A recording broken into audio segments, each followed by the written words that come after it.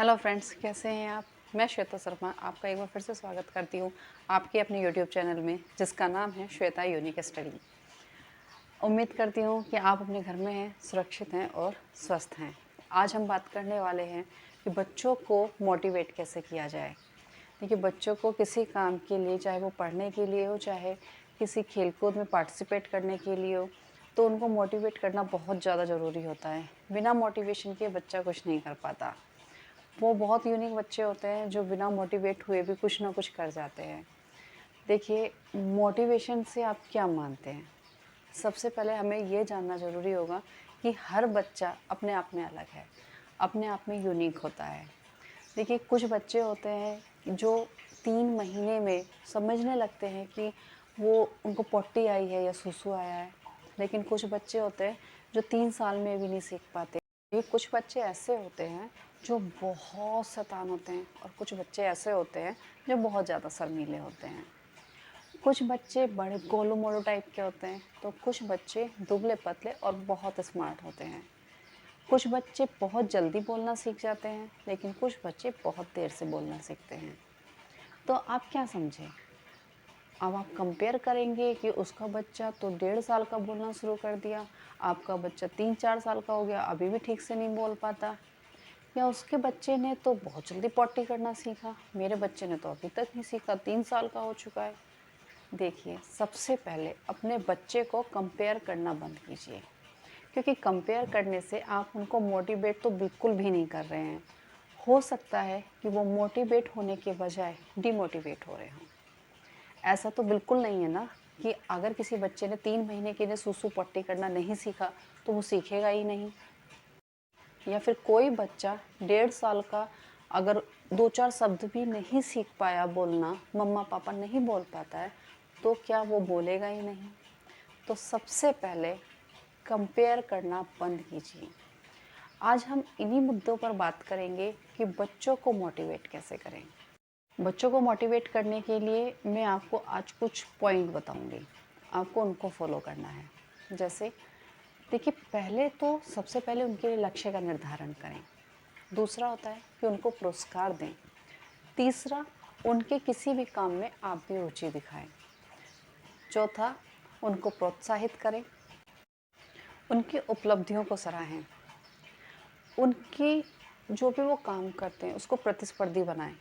और इसके अलावा सबसे लास्ट में आता है दंड का निर्धारण। हालांकि कुछ लोग, कुछ मनोवैज्ञानिक या कुछ जो साइकोलॉजिस्ट है, वो इस बारे में बोलते हैं कि दंड का निर्धारण नहीं होना चाहिए। जैसे कि आजकल हमारे स्कूलों में भी कर दिया गया है कि कोई मैडम नहीं मारेगी बच्चों को। तो आज हम इसके बारे में भी बात करेंगे। तो चलिए स्टार्ट करते हैं। देखिए, सबसे पहले हमारा जो टॉपिक है वो है लक्ष्य का निर्धारण। किसी भी बच्चे के लिए सबसे ज़्यादा ज़रूरी होता है कि जब आप उसका एक लक्ष्य निर्धारित करेंगे तो उसको पूरा करने का पूरा टारगेट दीजिए, उसको पूरा टाइम दीजिए कि आपको ये काम करना है और इतनी देर में करना है। तो उसको जो लक्ष्य का निर्धारण होगा, उस काम को करना है, तो वो उसको बहुत ज़्यादा मोटिवेट करता है। आप चाहें तो उसमें उसकी हेल्प भी कर सकते हैं। देखिए, आप उसको हेल्प करेंगे तो उसका प्रोत्साहन और भी ज़्यादा बढ़ता है। मान लीजिए कि आज आप उसको बोलिए कि बेटा, आज आपको ABCD याद करनी है, या आपने कल याद की थी, आज आप उसको पूरा लिख करके मुझे दिखाइए। या आप घर के छोटे मोटे काम में उनकी हेल्प ले सकते हो। मान लीजिए आप कोई काम कर रहे हैं, आप बेड शीट बिछा रहे हैं, तो उनको बोलिए कि अरे भाई, मुझसे नहीं हो पा रहा है, आप प्लीज़ मेरी हेल्प करो ना। देखिए, जब वो आपकी छोटे छोटे काम में आपकी हेल्प करना शुरू करेंगे तो आप देखना उनमें चेंजेस ज़रूर मिलेंगे। इसके अलावा दूसरा पॉइंट है कि बच्चों को पुरस्कार ज़रूर दें। देखिए, आपको भी अच्छा लगता है कि जब आप कोई काम करते हो तो आपको भी अच्छा लगता है कि कोई आपसे कहे अरे वाह, आपने तो बहुत बढ़िया खाना बनाया है, या आप बहुत अच्छा काम करते हो। तो आप क्या होते हो, आप भी मोटिवेट होते हो, अरे वाह, आज मेरी तारीफ़ हुई तो मैं कल और भी अच्छा खाना बनाऊंगी। सेम बच्चों के साथ में होता है। आप उनको प्रोत्साहित करने के लिए आप उनको पुरस्कार दीजिए। पुरस्कार कुछ भी हो सकता है, आप उनकी तारीफ़ कीजिए, या आप बोलिए कि आप इस काम को करेंगे तो आपको चॉकलेट मिलेगी, या हम आपको पेन ला करके देंगे। तो ऐसी छोटी छोटी चीज़ों से उनको इंस्पायर कीजिए। देखिए आपका बच्चा मोटिवेट ज़रूर होगा। तीसरा है कि अपने बच्चों से बातचीत ज़रूर करें। अगर मान लीजिए आप अपने बच्चे को कुछ काम करने के लिए बोल रहे हो और वो नहीं कर रहा है, तो उससे बातचीत करो, उससे पूछो कि वो इस काम को क्यों नहीं कर रहा है। हो सकता है उसका कोई रीज़न हो सकता है वो चीज़ उसको समझ में ही ना आती हो और आप उसको ज़बरदस्ती वो काम कराने के लिए बोल रहे हो। तो आपके लिए सबसे ज़्यादा ज़रूरी है कि आप अपने बच्चे से बातचीत ज़रूर करें। बच्चों के प्रति सकारात्मक रवैया ज़रूर रखें। देखिए, आप माँ-बाप हैं, बच्चों को बचपन से देखते आते हो, आपको पता होता है कि बच्चा कब दुखी है, कब खुश है, तो आप उसके प्रति सकारात्मक रहें। अगर मान लीजिए होता है कि बच्चा स्कूल नहीं जाना चाहता या बच्चा कोई काम नहीं करना चाहता, तो आप उससे पूछिए। आप उसको बताइए कि बेटा हम आपके साथ हैं, आप मुझे अपनी प्रॉब्लम्स बताइए, आखिर आप क्यों इस काम को नहीं करना चाहते। हो सकता है कि आपके बच्चे के मन में कोई डर हो और वो डर को निकाल ही ना पा रहा हो। तो देखिए, सबसे ज़्यादा ज़रूरी है आपका पॉजिटिविटी उनके प्रति दिखाना। तो उनको मोटिवेट करना है तो आपको पॉजिटिव ज़रूर रहना होगा।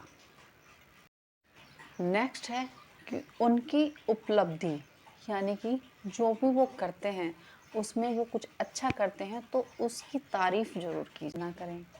हो सकता है आपका बच्चा पेंटिंग या ड्राइंग ज़्यादा अच्छी बनाता हो, तो वो उसमें अगर फर्स्ट आता है तो ये भी तो तारीफ़ की बात है। देखिए, हर किसी के बस की पेंटिंग करना नहीं होता, कोई भी बहुत अच्छा आर्टिस्ट नहीं हो सकता। अगर आपका बच्चा कोई भी छोटी मोटी गाड़ी भी अगर बना करके दिखाता है ना, तो उसको बोलिए अरे वाह, आपने तो बहुत बढ़िया करा है। उससे क्या होगा, वो मोटिवेट होगा अगली बार और भी अच्छा। बच्चों के लिए कोई भी चीज़ को प्रतिस्पर्धी ज़रूर बनाएं। देखिए, एक काम होता है कि बच्चे का इंटरेस्ट है, उसने वो काम करा, बहुत अच्छा करा। अभी उसके दूसरे इंटरेस्ट को भी जानिए। देखिए, बच्चे होते हैं बड़े मल्टी टैलेंटेड होते हैं कि वो ड्राइंग भी बहुत अच्छी करते हैं, वो पढ़ते भी बहुत अच्छे हैं, वो डांस भी बहुत अच्छा करते हैं। हम भी कई बार बोलते हैं कि हमारा बच्चा अरे वाह, डांस अच्छा करता है तो डांसर बनेगा, पेंटिंग करता है तो पेंटर बनेगा। तो उसमें कुछ ना कुछ नया लाइए। लेकिन सबसे ज़्यादा ज़रूरी, आप जिसके साथ भी उसको प्रतिस्पर्धी बना रहे हैं, कभी उसके प्रति वो नकारात्मक विचार ना लाए। मान लीजिए आज वो उससे हार गया, तो उसके मन में कोई नेगेटिव थॉट्स ना हो। और नेगेटिव थॉट्स कब नहीं आएंगे, जब आप उसके मन से ये बातें निकालेंगे। तो सबसे ज़्यादा ज़रूरी प्रतिस्पर्धी बनाना, लेकिन प्रतिद्वंदी नहीं बना। आखिरी में हम बात करते हैं दंड नीति के बारे में। देखिए, दंड नीति क्या है। दंड नीति का मतलब ये बिल्कुल नहीं होता है कि हमें बच्चों को बहुत मारना होता है, लेकिन बच्चों में अनुशासन लाने के लिए दंड की व्यवस्था भी होती है। कई बार बच्चे मोटिवेट भी होते हैं, सही गलत का निर्णय लेना वो दंड से भी सीखते हैं। हर बच्चा अपने आप में यूनिक है, तो सभी बच्चे प्यार से नहीं सीखते। हर मनोवैज्ञानिक के अपने विचार हैं। कुछ मनोवैज्ञानिक मानते हैं कि दंड नीति की जो व्यवस्था है वो होनी चाहिए, लेकिन कुछ मानते हैं कि नहीं होनी चाहिए। आपके अपने विचार भी हो सकते हैं, वो मुझे आप कमेंट सेक्शन में लिख करके बता सकते हो कि दंड व्यवस्था को आप कितना मानते हैं और होना चाहिए कि नहीं होना चाहिए, इसके बारे में ज़रूर लिखें। बच्चों को मोटिवेट करने के लिए मैंने जो आज आपसे टॉपिक पर बात की है, ये मनोवैज्ञानिक टॉपिक है। ये टॉपिक कोई ऐसे नहीं है कि रटे रटाए हैं। तो आप मुझे बताइएगा ज़रूर कि जो मैंने आपके बच्चे के मोटिवेट करने के लिए जिन टॉपिक में मैंने आज बात की है, वो आपको कैसे लगे। मेरे जो मुद्दे थे वो सही थे या गलत थे, उसमें क्या खामी थी, आप मुझे बताइए कि मैं नेक्स्ट टाइम उसके बारे में आपसे चर्चा कर सकूं। तो आप मेरे YouTube चैनल पर अगर नए हैं, पहली बार इसको वीडियो को देख रहे हो, तो मेरे चैनल को सब्सक्राइब करे बिना मत जाना। लाइक शेयर कमेंट तो बनता ही है। तो अगली वीडियो में फिर से मिलते हैं, तब तक के लिए बाय बाय। अपना ध्यान रखिए, घर में रहिए और सुरक्षित रहिए और स्वस्थ रहिए। नमस्कार।